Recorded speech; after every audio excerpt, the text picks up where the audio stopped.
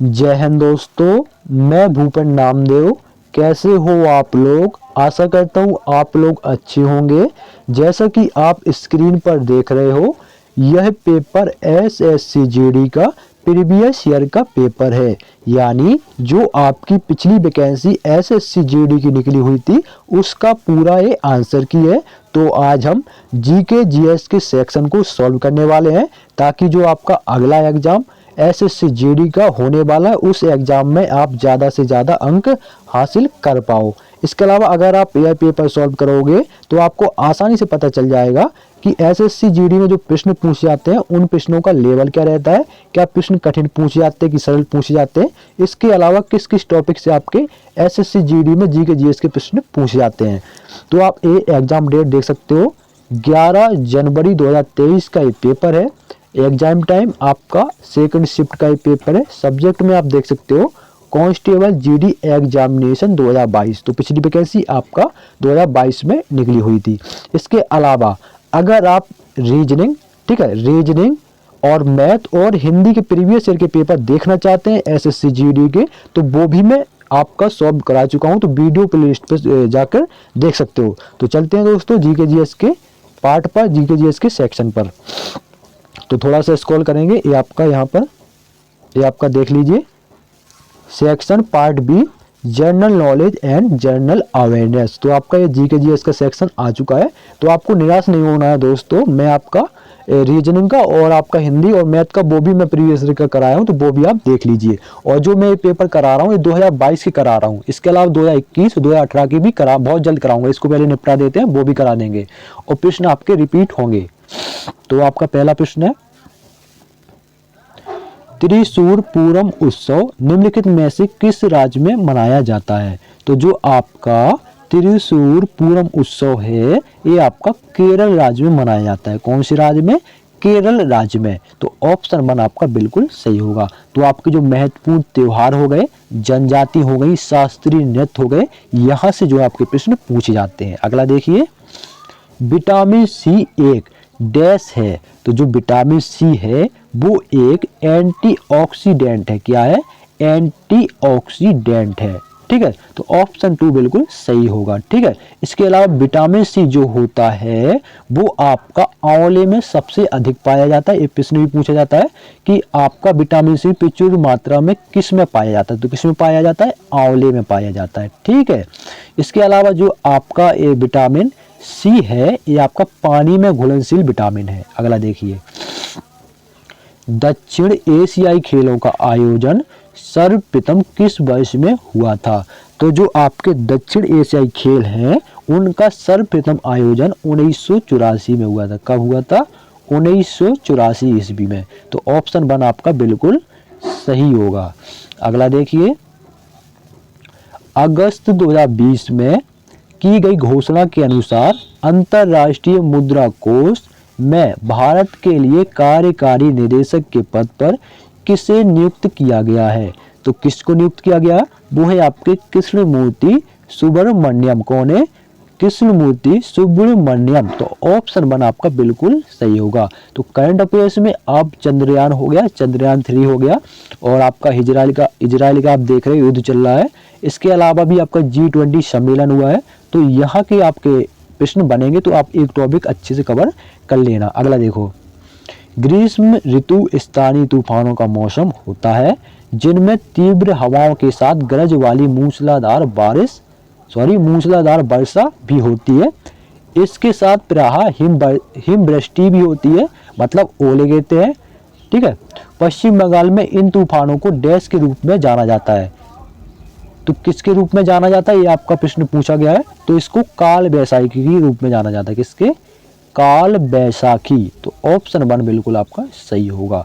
ठीक है ना, उसने कोलकाता में पूछा, तो कोलकाता में काल बैसाखी के रूप में जानते हैं। अगला देखो, शतरंज के वर्गाकार खानों की क्षैतिज पंक्तियों को क्या कहा जाता है? तो आपकी जो क्षैतिज पंक्तियां होती हैं, उनको रैंक कहा जाता है। क्या कहा जाता है? रैंक। तो ऑप्शन 4 आपका बिल्कुल सही होगा। ठीक है, तो आप देख रहे हो कि आपके कहाँ कहाँ से प्रश्न पूछे जा रहे हैं और किस किस टॉपिक से प्रश्न पूछ जा रहे हैं। तो आप इसको अच्छे से कवर कर लेना और आपके जो प्रश्न होते हैं वो रिपीट होते रहते हैं, ठीक है। अगला देखो, रा से स्वर से किया बार बयान डैश नस से संबंधित हैं। तो आपके जो राशि स्वर हैं वो आपके सत्र या शास्त्रीय नृत्य से संबंधित है, ठीक है ना। सत्रिया जो आपका शास्त्रीय नृत्य है ये आपका कहाँ का है, आसाम का है, और ये सबसे नया शास्त्रीय नृत्य है, ठीक है। इसके अलावा आपका जो सबसे पुराना शास्त्रीय नृत्य है वो है आपका भरतनाट्यम, जो कि तमिलनाडु राज्य का है। फिर है आपका उड़ीसी, तो उड़ीसी आपका उड़ीसा राज्य का है। कुचिपुड़ी आपका आंध्र प्रदेश का है। ये प्रश्न पूछे जाते हैं, जैसे कि भरतनाट्यम किस राज्य का शास्त्रीय नृत्य है, उड़ीसी किस राज्य का शास्त्रीय नृत्य है। तो ये प्रश्न भी आपके पूछे जाते हैं। अगला देखो, भारत में कौन सा गैर पारंपरिक ऊर्जा स्रोत उपलब्ध है। तो कौन सा है ये आपको बताना है। तो आपका ऑप्शन 1 देखेंगे, ज्वारी, पवन और सौर ऊर्जा, ये आपका जो है गैर पारंपरिक ऊर्जा स्रोत है। तो ऑप्शन 1 बिल्कुल सही होगा। अगला देखिए, भारत में सूचना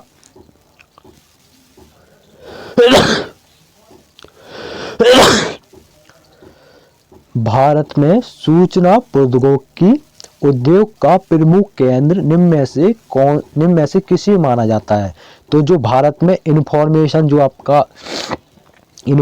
से रिलेटेड जो आपका सूचना प्रौद्योगिकी उद्योग से रिलेटेड जिसको माना जाता है वो है आपका बेंगलुरु। बेंगलुरु में ही सबसे ज़्यादा आपकी सॉफ्टवेयर कंपनियां हैं, ठीक है ना। इसी को आपका सिलिकॉन वैली कहा जाता है। किसको, बेंगलुरु को सिलिकॉन वैली कहा जाता है। यहाँ पर लगभग 2500 कंपनियां जो है कि आपकी सॉफ्टवेयर कंपनियां हैं, ठीक है, ध्यान रखिएगा। अगर पूछे जाए सबसे ज़्यादा सॉफ्टवेयर कंपनी कहाँ है या आपका कंप्यूटर से रिलेटेड कहाँ पर आपकी कंपनी है, तो आपकी वो बेंगलोर में ही मिलेगी।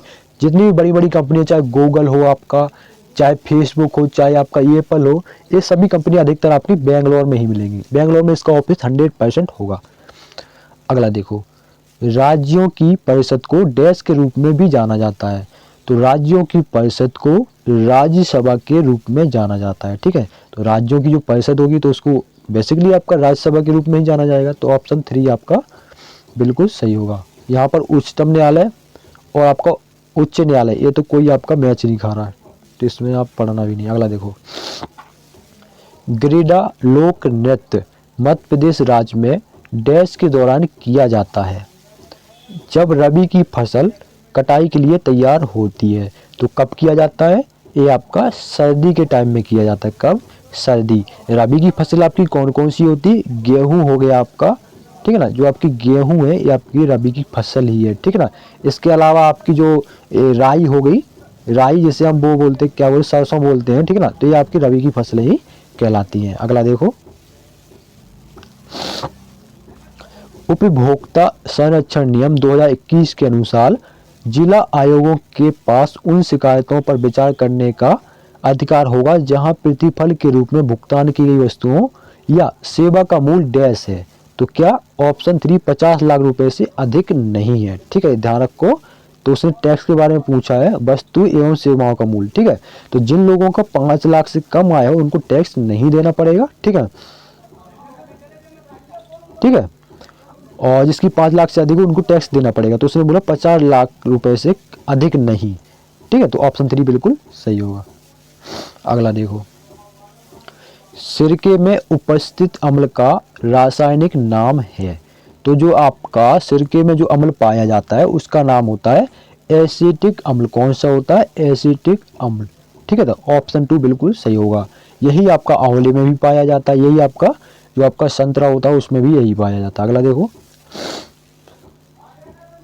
संतरा नींबू। अगला देखो, भारत में कार्यबल आबादी में डैश के लोग शामिल नहीं होते। तो कार्यबल आबादी में 14 वर्ष के लोग शामिल नहीं होते। तो ऑप्शन 3 बिल्कुल सही होगा। अगला देखो, डैश अर्थव्यवस्था की सभी फर्मों के सकल मूल वर्धित का कुल योग है। तो कितना है, सॉरी, जीडीपी आपको यहाँ डैश के स्थान में बताना है। तो जीडीपी जो है अर्थव्यवस्था की सभी फर्मों के सकल मूल वर्धित का कुल योग, ठीक है। तो आपका ये सूत्र पूछा गया है, तो जीडीपी का ये सूत्र है, ठीक है ना, अर्थव्यवस्था यानी जीडीपी। तो ऑप्शन 3 बिल्कुल सही होगा। अगला देखो, भारतीय संविधान में कितने मौलिक कर्तव्यों का उल्लेख किया गया है? मई 2022 के अनुसार बताना है। तो कितने मौलिक कर्तव्य हैं? तो भाई आपके 11 मौलिक कर्तव्य। कितने? 11 मौलिक कर्तव्य हैं। तो ऑप्शन 3 आपका बिल्कुल सही होगा। अगला देखो, निम्नलिखित में से कौन बांग्लादेश के ग्रामीण बैंक के संस्थापक हैं? तो कौन है? वो है आपके मोहम्मद यूनिस। कौन है? मोहम्मद यूनिस आपका बांग्लादेश के ग्रामीण बैंक के संस्थापक हैं। तो आपका ऑप्शन 3 बिल्कुल सही होगा। अगला देखो, 1857 में किस विश्वविद्यालय की स्थापना हुई थी? तो 1857 में बम्बई विश्वविद्यालय, जो कि आपका वर्तमान में मुंबई विश्वविद्यालय या मुंबई यूनिवर्सिटी की स्थापना हुई थी। कब? 1857 में। ठीक है, तो ऑप्शन 2 बिल्कुल सही होगा। और जो बुंदेलखंड विश्वविद्यालय आपका झांसी में है, इसी के हम स्टूडेंट भी हैं आपके बुंदेलखंड यूनिवर्सिटी के। ठीक है, और जो पंजाब यूनिवर्सिटी है शायद मेरे ख्याल से पटियाला में है, और इलाहाबाद आपका प्रयागराज में है। ठीक है, अगला देखो, भारत के जम्मू और कश्मीर के किस राजनीतिक नेता ने नवंबर 2022 में किश्तवाड़ डोडा बेल्ट की 3 दिवसीय यात्रा शुरू की? तो कौन सी वो नेता है? वो है आपके गुलाम नबी आज़ाद। गुलाम नबी आज़ाद। तो ऑप्शन 4 आपका बिल्कुल सही होगा। अगला देखो, निम्नलिखित में से शुंग वंश की स्थापना किसने की थी, या शुंग वंश का संस्थापक कौन था? तो शुंग वंश का संस्थापक पुष्यमित्र था। कौन था? पुष्यमित्र। तो ये थे आपके जीके जीएस के 50 प्रश्न, सॉरी जीके जीएस के आपके 20 प्रश्न। आगे आपका ये मैथ का सेक्शन स्टार्ट हो जाता है। तो वीडियो कैसा लगा कमेंट बॉक्स में ज़रूर बताएं। कुछ मिस्टेक हुई हो तो भी बताएं, और कुछ आपको कमी लगी हो या कुछ आपको पूछना हो तो कमेंट बॉक्स में ज़रूर पूछ सकते हैं। इसके अलावा मिलते हैं किसी नेक्स्ट वीडियो में। अगर आप नए हो तो चैनल को सब्सक्राइब करें। वीडियो अच्छा लगा हो तो वीडियो को लाइक भी कर सकते हो, शेयर भी कर सकते हो। मिलते हैं किसी नेक्स्ट वीडियो में, तब तक के लिए जय हिंद, जय भारत।